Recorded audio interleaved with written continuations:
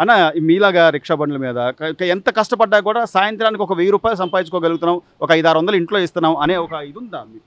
అదే ఉందండి, 1000 రూపాయలు ఎక్కడ వస్తుంది? 500 సంపాదించడం కష్టంగా ఉంది. 500 కూడా కష్టమే ఉంది. మరి వచ్చిన సంపాదన ఏమన్నా ఉంచుకోగలుగుతుంది? ఏం ఉంచుకుంటామండి, ఇప్పుడు తినడానికే సరిపోవట్లేదు. తినడానికే సరిపోవట్లేదు. అసలు ఏమీ పెంచను, ఏమీ పెరగవు, నేను పేదల ప్రభుత్వం తీసుకొస్తా, నాకు ఒక ఛాన్స్ తీసుకొచ్చాడు కదండి, రాజన్న పాలన తీసుకొచ్చాడు అందుకని అలా చేశాడు. ఇంకేం మాట్లాడతాం మనం? అభిమానంతో కూడా కొంతమంది ఓట్లు వేసామని అది దాని మీద వేసింది. ఇంకొక ఛాన్స్ ఇవ్వండి. ఇంకోసారి చూస్తే ఏముందో, మనం ఇంకో రాష్ట్రం వెళ్ళి ఏ కూలి పని చేసుకుని బతకచ్చు. ఇక్కడి నుంచి వెళ్ళిపోయి అప్పుడు ఎలా నమ్మారంటారు? అప్పుడు నమ్మారంటే 2 సార్లు తిరిగాడు కదండి పాదయాత్ర చేసి. మీ సమస్యలన్నీ నేను కళ్ళతో చూశాను, నేను విన్నాను. 60-80 రూపాయలు కరెంటు బిల్లు అన్నాడు, 50 రూపాయలకే నేను చేస్తానని అన్నాడు కరెంటు బిల్లు, మినిమం ఛార్జీ. ఇవన్నీ నమ్మి చేసాం. ఇప్పుడు 5-6 సార్లు పెరిగి కరెంటు బిల్లులు. చంద్రబాబు ఉన్నప్పుడు బాదుడే బాదుడు అన్న ఇదే జగన్మోహన్ రెడ్డి గారు ఈ రోజు ప్రజలకు ఏం చెప్తాడన్నా? ఏం చెప్పడానికి ఏమి లేదు కదా. మరి బయటకు వచ్చి చెప్తున్నాడు, నేను ఇచ్చేసాను, మీకు బటన్ నొక్కాను, మీరు నాకు 2 సార్లు నొక్కండి అంటున్నాడు ఆయన. ఇక్కడ బటన్ నొక్కిన వాళ్ళు తీసుకున్నారు కానీ ఇక్కడ బటన్ మన నొక్కి మాకేం రాలేదు. అందరికి ఎలాగ వస్తాయి? 100 మందిలో 10 మందికి వస్తాయేమో, లేదా ఒక 20 మందికి వస్తాయి, అంతకు మించి లేదు కదా. ఈసారి ఆలోచిస్తారా ఓటేసేటప్పుడు? ఆలోచించకపోతే ఇంకేముందండి, ఆలోచించకపోతే ఏముంది? 1000 రూపాయలు సంపాదించుకుంటే 500కి వచ్చింది. ఇప్పుడు మళ్ళీ వస్తే 500 కాదు 300 కూడా సంపాదించే పరిస్థితి ఉండదు. ఇంకో రాష్ట్రం వెళ్ళి కూలి పని చేసుకుని బతకాల్సిందే. కొన్ని వేల మంది ఈ సౌత్ ఏషియా ఆటో నగర్ లో కొన్ని వేల మంది రోజువారీ కార్మికులు వచ్చి కానీ, లేకపోతే ఏదో ఒక 1000 రూపాయలు బయట నుంచి కూడా వచ్చి బతికే వాళ్ళు ఉన్నారండి. బయట నుంచి వచ్చి బతికే వాళ్ళు కూడా ఉన్నారు. వాళ్ళు లేదు, ఇక్కడ ఉన్నోళ్ళకి లోకల్ వాళ్ళకే పని లేదు సరిగ్గా, ఇంకా బయట వాళ్ళకి ఏముంటుంది? మరి కనీసం పండగ బట్టలను లేదా ఏదో ఏముండదండి, ఏమీ లేదు, ఉన్ని తోడుకోవడమే. మీ కుటుంబాల్లో మంచి జరిగితేనే నాకు ఓటేయండి, మంచి జరిగితే ఓటేయండి అంటున్నాడు. సింగిల్ గా వస్తున్నాను, నేను ఒక్కనే సింహంలాగా వస్తున్నా అంటున్నాడు. సింగిల్ గా వచ్చి సింగిల్ గానే వస్తాడు, ఇప్పుడు సింగిల్ గానే వెళ్తాడు, సింగిల్ గానే వెళ్తాడు కదండి. చంద్రబాబు నాయుడు గారు ఇప్పుడు ఆయన ఇచ్చిన హామీ కూటమి నేపథ్యంలో వాళ్ళు ఇచ్చిన మేనిఫెస్టో ఎలా ఉంది? ఇప్పుడు మేనిఫెస్టో గురించి పక్కన పెట్టండి, పేదవాడు బతకడానికి పని కల్పించడం ఉంటుందండి. ఈ మేనిఫెస్టో పక్క తీయండి. మరి ఆ పని కల్పిస్తాడు, నమ్మకం ఉంది. కల్పిస్తాడు.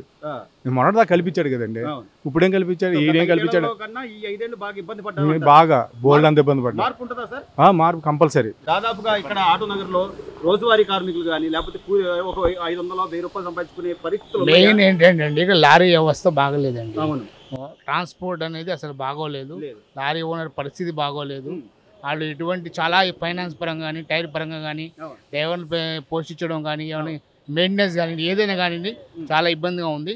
దానివల్ల టోటల్ ఫీల్డ్, మోటార్ ఫీల్డ్ అనేది రవాణా రంగం బాగుంటేనే కదా సార్ ఒక 4 రకాల పనులు దొరుకుతాయి, అందరికి పనులు చేసుకోగలుగుతారు, రూపాయి చేతి మారకం జరుగుతుంది, అటు ఇటు మారు. అవును, ప్రతి ఒళ్ళు బతుకుతారండి, ప్రతి ఒళ్ళు బతుకుతారు, ప్రతి వస్తువు సేల్ అవుద్ది. ప్రతి వస్తువు అసలు లాభం అనేది లేకపోవడం వల్ల లారీ ఓనర్ నష్టపోయి వ్యాపారం అనేది జరగట్లేదండి. ఎవరు రిక్షా అతను కానీ, టైర్ అతను కానివ్వండి, మెకానిక్ కానివ్వండి, ఎవరైనా కానీ బతికే పరిస్థితి ఏం బాగోలేదండి అసలు. అది మా ఏదైనా అప్పులు మేము డబ్బు పెట్టి తెచ్చుకున్నా కానీ, అప్పుల పరంగా ఇచ్చినా కానీ మాకు లారీ ఓనర్ ఇవ్వలేని పరిస్థితిలో ఉన్నాడండి. కనీసం గ్రీన్ ట్యాక్స్ అని కానీ లేకపోతే రోడ్ ట్యాక్స్ కానీ నేను అసలు ఏది పెంచునన్న వ్యక్తి ఈ రోజున చాలా మంది లారీ ఓనర్లు అమ్మేసుకునే పరిస్థితికి వచ్చారంటే ఇవన్నీ పథకాల వల్ల ప్రాబ్లం అండి. ఈ పథకాలు ఎవరు ఇమ్మన్నారు? పథకాలు ఇమ్మని చెప్పలేదు కదా మీకు ఏదో వైద్య, లేదంటే వైద్యం, లేదంటే పోలియో వాళ్ళు, లేదా చేసుకోలేని పని చేసుకొని పెద్దవాళ్ళు, అలాంటి వాళ్ళకి ఇవ్వండి, తప్పులేదు.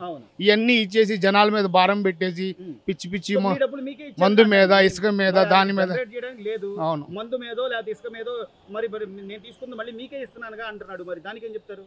ఎక్కడ ఇస్తున్నారు? ఏమో మా దగ్గర దోచుకోనే కదండి ఇస్తుంది, అన్ని మా దగ్గర దోచుకోనే కదా. ఇప్పుడు ఇంతవరకు మేము 500 సంపాదించేవాళ్ళం, 100-150 ఖర్చు పెట్టుకుంటే 300 రూపాయలు ఇంటికి పనికి వచ్చాయి.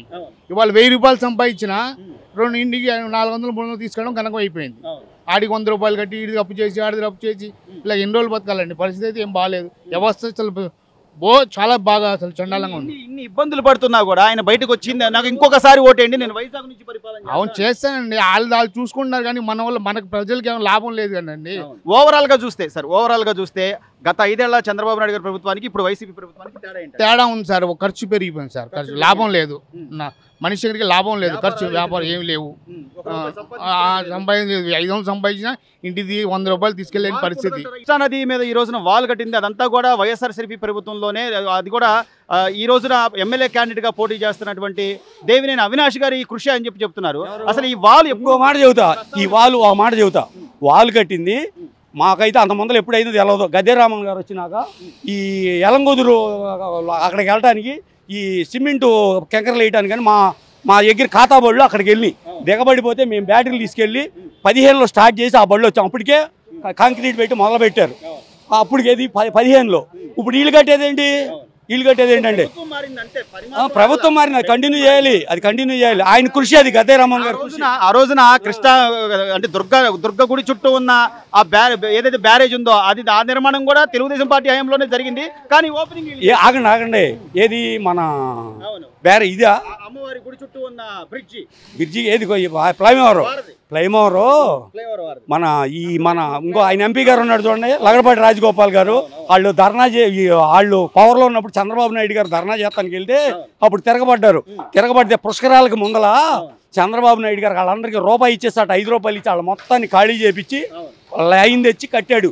ఇల్లు కట్టేదేంటి బొక్క, ఇల్లు కట్టేది ఏంటండి? అంటే తెలుగుదేశం పార్టీ హయాంలో అప్పుడు జరిగినాయి లేదా అప్పటి నుంచి ప్రారంభమయ్యి వీళ్ళు ప్రభుత్వం అధికారంలోకి వచ్చినాయి కూడా అవన్నీ కూడా మా ఖాతాలో వేసుకుంటాం. ఏం చేసుకునేది ఎవడో చెప్తాడు, ఆగండి ఎవడో చెబుతాడు నీకు ఇంట్లో దోడ కట్టింది, నా ఇంట్లోకి ఎత్తింది నా కొడుకే అన్నట్టు ఉంది వీళ్ళ పని. మార్పు 100%, అసలు డౌటే లేదు.